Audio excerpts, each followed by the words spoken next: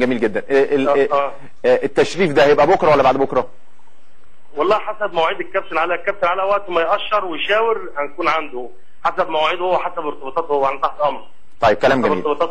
لكن اولويات القعده عندك، يعني انت مرتبها، وانت انا عارف ان دماغك يعني لو احيانا ممكن تبقى يعني مش مسألة صعب في التعامل، لكن ممكن يبقى بتاخد وبتدي في الكلام وفي الاخر بنوصل لاتفاق، مفيش مشكلة. فانت اولويات في طبعا يعني يبقى في مصلحة اللاعب وتقدير النادي، ده موجود.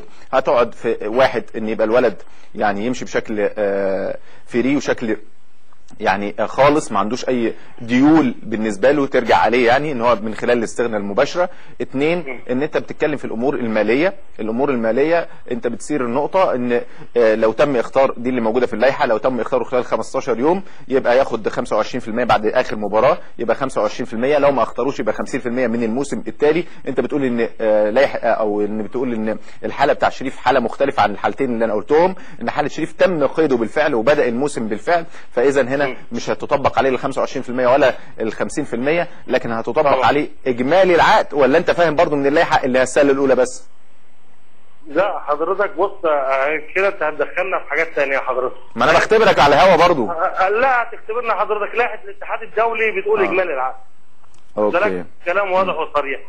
كنت في يعني، ومعروف انت عشان تديني الاستغناء، يعني تاخد عشان تعمل استبدال، لازم انا اكون عشان ابقى موافق لازم اكون يعني انت مثلا شريف عبد الفضيل مادي 3 سنين ب 9 مليون جنيه، انت عايز 9 مليون جنيه؟ لا حضرتك انت بتقول لي على واحد، انت لسه كابتن سيد. انت حضرتك مدير كوره، كنت مدير كوره وكنت لعيب يا عم. كنت يا عم انا بدردش معاك. لا انت حريف مش هترقصني. بص احنا بنتكلم على الهوا، لا السريش بتاعك ده احنا مش في الملعب دلوقتي. لا ما ينفعش. انت لو لعبت كوره كنت هتبقى في مركز ايه يا شريف؟ انا ارد على الاول حضرتك. لو لعبت كوره يا نبيل، لو لعبت كوره كان مركزك هتحب يكون ايه؟ ابعد عن الباك ليفت وهقطعك. ابعد عن الباك ليفت. مركزي هيكون حكم. نبيل يكون حكم. حضرتك عشان الكلام ما يتفهمش غلط، مش هو ده كل اللي انا قلته لحضرتك، ده مش هو ده اللي انا هعمله. اوكي. كل اللي انا هعمله ده حضرتك، انا قلت لك اول كلامي خالص، قلت لك ده النادي الاهلي فضل على شريف. احنا باختصار الكلام، كابتن علاء عبد الصادق كمدير كره كواجهه للنادي الاهلي هو اللي هيقول لنا اعملوا ايه، وان شاء الله مش هنكسر كلمته وهنكون تحت امر الكابتن علاء عبد الصادق اللي هيقول لنا عليه. في فرق بين انا بقول لحضرتك مثلا اللائحه بتقول او احسن حاجه بالنسبه لي ايه، وفي فرق بين ان انا هقدم تنازلات ايه، او هسمع كلام النادي ازاي. طيب النية عندك يا نبيل، النية عندك انت وشريف. اوكي. النية عندك ان انت تبقى امور تفاوضيه مرضيه اكمل الجمله دي، الله يخليك اكمل الجمله دي. امور تفاوضيه مرضيه للجميع، تمام؟ ولا النية عندك امور تصاعديه بصراحه؟ لا تفاوضيه مرضيه، وكلام النادي الاهلي متمثل في كابتن علاء عبد الصادق اوامر.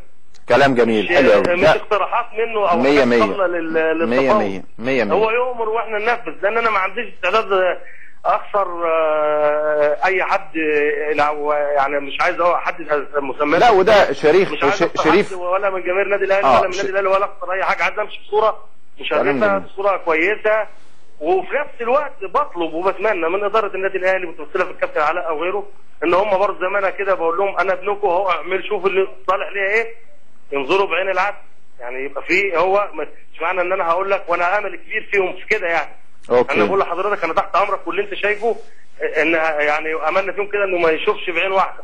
كلام جميل. الكابتن علاء كله نظر وعنده بعد نظر هو اداره الاهلي، وهيشوفوا بنظره بعيده، وهيقدروا اللاعب وعطاء اللاعب مع النادي والتضحيات، وان شاء الله يقدروه، ده عشمنا فيهم يعني. طيب هم يقولوا عليها ننفذه، بس املنا ان هم ينظروا بعين العدل يعني، وهم اهل الثقه دي ان شاء الله يعني.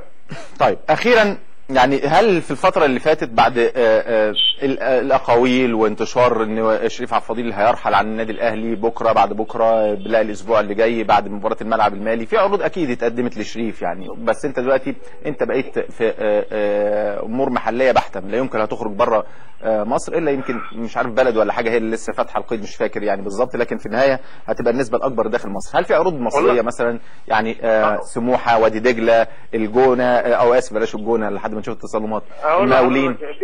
في بعض الانديه، بس عشان ما نحطش بص حضرتك، عشان اجيب لك من يعني اختصر لك الكلام، الانديه اللي الناس اتكلموا معايا، في ناس اتكلمت معايا من اكثر من 3 4 انديه كمان. فاهمني؟ عشان ما نعرضش نفسنا للحرج، الكلام هيبقى بالصوره يعني في ناس مديرين فنيين كتير، رئيس نادي اتكلم شخصيا مع شريف. ايه يا نبيل، ما فيش مشكله، اصلا مش عيب يعني. معلش، لا هقول لحضرتك ايه المفهوم برضه، ما انت لازم تبص للناس الثانيه بتفكر ازاي. ازاي بتفكر اللاعب ده الاهلي عايز يطلعه فري، فاهم؟ او بيفكر يستغنى عنه، لا ما نصبر شويه لما اخده فري وما ادفعش فيه فلوس. انت فاهمني ازاي؟ هو باصص دلوقتي خلاص النادي الاهلي مرتبط بقائمه، هيسيب اللاعب ده هيسيبه. انا هنا استنى لما النادي يسيبه، وبعد كده اخش انا بقى كده اتكلم مع اللاعب او اربط مع اللاعب دلوقتي لما الاهلي يسيبه فري. ده معظم الاتجاه اللي موجود دلوقتي. انه وده فكر انت حضرتك لو انت مسؤول في النادي الاهلي، واعتقد انك عملتها كتير يا كابتن، فاهم؟ وشفت ضربات ثابته كتير كده، فاهم؟ استنى لما عاد اللاعب يخلص ويبقى فري وبتلقطها يا كابتن. ماشي يا شريف. طب هل يا نبيل ممكن نشوف؟ انت كنت مغناطيس يا كابتن سيد. ما فيش مشكله يا شريف، ما انت باك جامد. لو قلت لي هل ممكن او تقول لنا هل ممكن شريف عبد الفضيل نلاقيه مثلا في الاسماعيلي مره ثانيه؟ وارد؟ طبعا وارد جدا، ليه لا؟ اوكي، وارد جدا. ده النادي الاسماعيلي ده حاله خاصه كمان. كلام جميل. يعني النادي الاسماعيلي يعني هو اي نادي الحمد لله في حاله في الدوري المصري يا كابتن، حاله مميزه جدا السنه دي. يعني انت اولويه شريف عبد الفضيل لو عرض عليه بشكل رسمي وفعال، يبقى اولويه شريف عبد الفضيل ان هو ممكن يرجع للدرويش تاني. النادي الاسماعيلي ده ما فيهاش حاجه كبيره عندنا، احنا لينا في الاسماعيليه ولينا في الاسماعيلي، وخاصه الكابتن ميدو موجود، راجل شاب صغير، يعني هو نجم كبير وبدا كبير. اوكي. يعني بدا في مجال التدريب كبير، فاهمني؟ وراجل عنده طموح والشيء مش غريب على الاسماعيليه، انما حضرتك برضه في معايير ثانيه برضه انك تفاضل الانديه من بعضها في حاجات ثانيه. كون الاسماعيلي هيتميز في النقطه دي حاجه، وكون ان في اعتبارات ثانيه ممكن تبقى متاخده في الاعتبار بقصه. ما انت وضحتهاش يا نبيل كل التوفيق باذن الله، وتبقى قاعده باذن الله ما فيهاش اي مشكله، لان شريف قيمه، لعب نهائيات مع النادي الاهلي واجاد بشكل كبير جدا، مشاكله ما فيش تكاد تكون معدومه مع النادي الاهلي باستثناء بعض الاوقات اللي بتبقى غصب عنه، وطبعا الاصابات ما حدش يعني. شكرا نبيل عبد الفضيل، اخو اللاعب شريف عبد الفضيل ووكيل اعماله، فبالتالي ان شاء الله الرحمن كابتن علاء عبد الصادق قادر ان هو يبقى فيه امور تفاوضيه واتفاق يحترم ما بين الفرقتين، ما بين اللاعب والنادي، والحاجات دي ما بنشوفهاش بره على فكره، لان بيبقى فيه